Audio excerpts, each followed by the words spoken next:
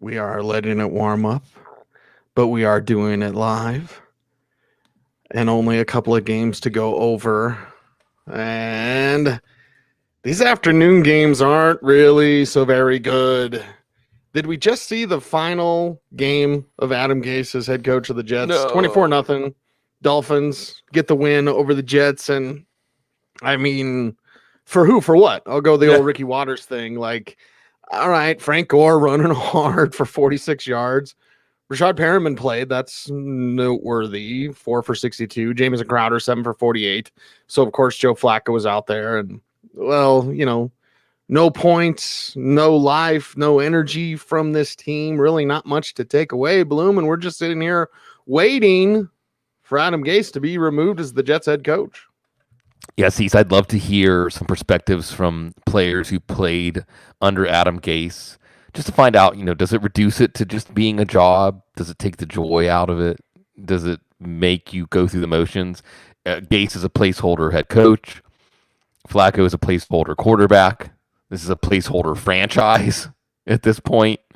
And this is how it's going. Even last year, they're putting up some results, some competitive results. They beat some teams. They won some games last year. That just doesn't seem to be in the cards this year. They're not even close to competitive. Pathetic, really. Frank Gore's still playing with some joy. He loves being out there. That's the antidote. The Miami run game defense is suspect. We can take that out of this. We saw Ty Johnson, right. Remember him from last year on the waiver wire, rip off a run or two. Michael P. Ryan. Jamison Crowder did get his 7 catches. Could check that box. Rashad Perriman looks like he's got some game. I mean, there's the other angle, is just do the best you can in this situation to try to make your next paycheck a better paycheck.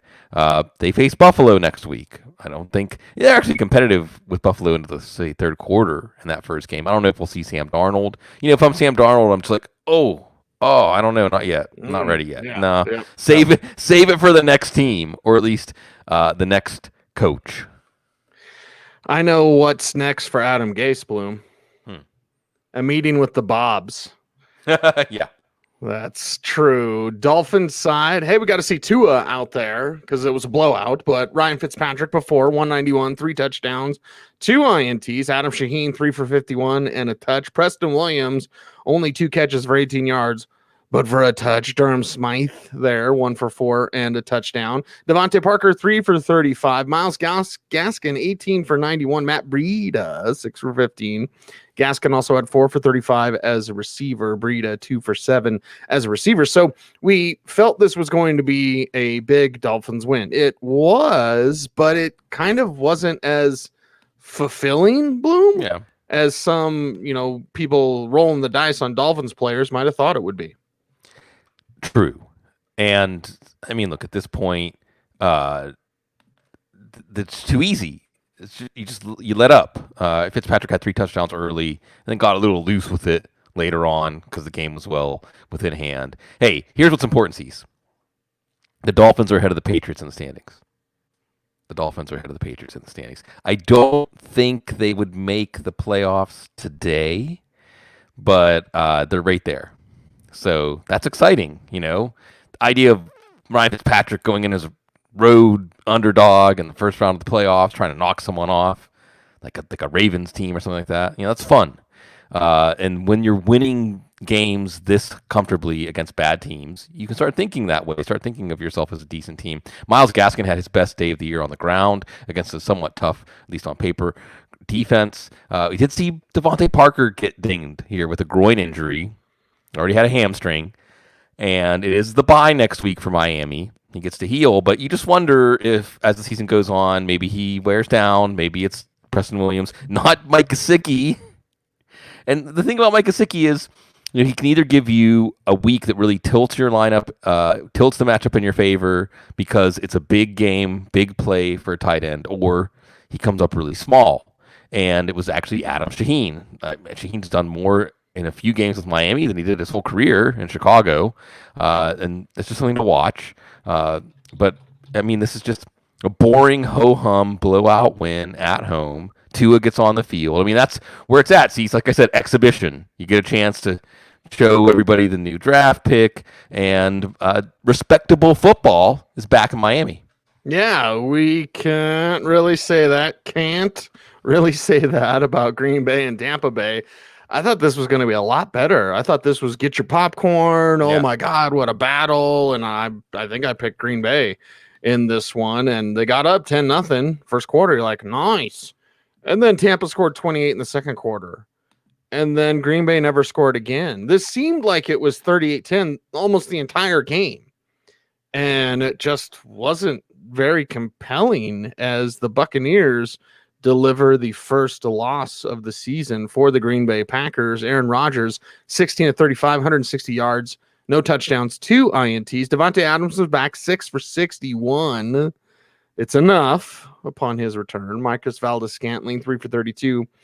Robert Tonyan, Big Bob Tonyan, 3 for 25. Jamal Williams was the leading rusher with 34 yards. Aaron Jones did have a rushing touchdown to aid his fantasy day, and 15 rushing yards, and then 26 receiving yards on 3 receptions. So there just wasn't much here on the Green Bay side, and really kind of a surprising development. We know Tampa Bay in that front seven is pretty ferocious, Bloom, but you thought that secondary would be one that, Aaron Rodgers would pick on, especially with the return of Devontae Adams, and it never formulated. See, so I don't like to go there because I'm soft, okay? If we're going to bring up soft, I'm the very definition of soft. I'm Pillsbury Doughboy soft, okay? So I'm not using soft as a slur, Right. But are the Packers soft? I mean, we saw this against San Francisco last year. Are they a team that when an opponent brings real physicality on every play, they just don't answer? Because Right. you saw as this game went on, okay, they lost David Bakhtiari. They're going to need him back next week against Houston because you did see things get a lot tougher as far as the pass rush. But did you just see Green Bay just check out? Like you said, it seemed like it was 38-10 for the game. They just checked out. What was it, like 10 minutes left in the fourth quarter when Boyle came in? Yeah, they just checked out. Oh, like you're not attacking. Jamal Williams is running the ball. I'm like, what? And they may see this team again in the playoffs. I mean, I was surprised. I was surprised that Green Bay left with their tail between their legs. It's not a winning team look. As they're 4-1. I mean, they were the team that I suppose we would say was the class of the NFC if there was such a thing coming into this week. Obviously, that's not true now. Again, the real dominant force in this game was Tampa's defense. Todd Bowles, another TB. But Aaron Rodgers, who had found his old form, not so much. Thankfully, Aaron Jones got a few catches and a touchdown. Thankfully, Devontae Adams racked up a few meaningless catches. Big Bob Tonyan and Marcus Valdes-Scantling didn't do too much because this game was in garbage time for a surprisingly long part of the game. Like you said, even the 10-0. So we'll see how they respond.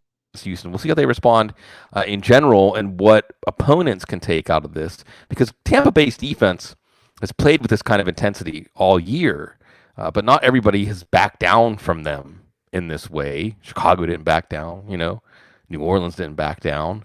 Obviously, in those 2 games that Tampa Bay lost, you do see the big performance in response to Tom Brady and maybe not being so happy about how things went last week, but certainly happy about this week. Yes, happy about this week. Happy with the return of Chris Godwin with 7 targets, 5 catches, 48 yards. Rob Gronkowski, 8 targets, 5 catches, 78 yards, and a touchdown and a Gronk spike. What, like 600 days since he'd scored a touchdown, Bloom, whatever it was. Mike Evans, 1 for 10. You're going to get those when you start Mike Evans from time to time. It was a Ronald Jones day, 23 for 113, 2 rushing touchdowns for Jones. Also a couple of catches, 8 yards. By the way, Tyler Johnson with another receiving touchdown there. Keyshawn Vaughn got in 5 for 42. And, Blaine Gabbert came in. So we're talking Blaine Gabbert and Tim Boyle. Knows that is not a good game for one of the teams. It was Green Bay. Brady, by the way, 166 and 2 touchdowns. So let's talk about this Tampa side and just kind of putting in cruise control in the second half. Yeah, and that's why Brady's numbers weren't big. Godwin's numbers weren't big. Gronkowski was a big game for Gronkowski. You do have to worry about Mike Evans. Another sad week for Bruce Arians. Didn't get Evans 10 targets. Maybe this is why some people say Arians is a liar. But his lies are obvious lies. He's not really trying to get Mike Evans 10 targets a game, but you can see it's not really part of the blueprint of the offense. What is part of the blueprint of the offense, sorry if you have Leonard Fournette, Ronald Jones. And much like the defense, Ronald Jones embodied that physical intensity that in any given play, you're going to have to put out effort to slow us down. And as the game went on, he found that 100-yard game, that elusive 100-yard game for this Tampa running game. And you see a character of this team and how they want to humiliate teams, really. I mean, this was the kind of win that you see Baltimore put on teams. You see Pittsburgh put on teams. This is the kind of win that isn't just a loss in the standings, but a sense of, there's that layer of the game. And again, I'm soft. I'm the Pillsbury Doughboy. I quit 6th grade football after like 2 or 3 weeks because I didn't want to practice. I wanted to play football. I didn't want to do all kinds of drills and things, So I'm not trying to say I know, but on the football field, there is this sense of like a certain will physically against your opponent. And teams like our Steelers, like the classic Ray Lewis Ravens teams and so on, like the Broncos, the year that they humiliated Cam Newton in the Super Bowl. Teams that can do that get a psychological edge, an emotional edge that nothing else can quite provide, except maybe like that whiz kid clever coaching stuff, but usually you can catch up to that. So it'll just be interesting to see, because that's what Tampa, we think of Tom Brady and wow, Super Bowl, but I think it's Todd Bowles and this defense. I think it is this team coming out and saying, on any afternoon, night that you get on the field with us, you will feel it the next day. And it certainly is a contrast to what some of the other teams on the NFC side of the bracket provide. And I think this team is settling a little differently than some had expected, but as well as the people in the building could have expected. Defense wins championships. So are you preparing for playoff football? It seems like the Buccaneers are built for playoff football. And this reminds me of Peyton Manning and the Denver Broncos. It's a Broncos show, even when it's 12 minutes long. Peyton Manning didn't win that last Super Bowl by himself and with that arm and the offense and the mind, and it was the defense. So Tampa, we'll see if they can rinse repeat with Shaq Barrett, by the way. Okay. What a wild week 6, Bloom, huh? Yeah, and it's not over yet. We got a doubleheader tomorrow night. We got a little NFC West battle. And, as we're leveling off, I think it's getting less clear, not more clear, which means it's up to the players. It's up to the coaches. It's up to the characters in a story to write it. It's not going to write itself. And I think that there's no clear alpha team in the AFC. There's no Pittsburgh and Tennessee next week. We'll see. There's no clear alpha team in the NFC. This is a wild season, and that Lombardi Trophy is there for the team that wants it the most. Yeah, go get it. Y'all went up and done it. That is a wrap for this weekend's show. Everyone, make sure to stay tuned back on Tuesday morning. We will have the waiver wire show as yet another important week of waivers continues in your fantasy leagues, and we'll try to make sense of this whole thing as things continue to unfold in the National Football League. It's fun, it's exciting, sometimes boring if we're talking about the Jets. And of course, check out footballguys.com. Sign up for our free daily newsletter every single day, right to your inbox. The top NFL stories, hot and fresh, with opinions provided by Cecil, Lammey, Sigmund, Bloom, Joe Bryant. So make sure to check us out. And if you like the show, you want to support the show, best way to do that is go check out footballguys.com and join as a subscriber if you can and if you'd like.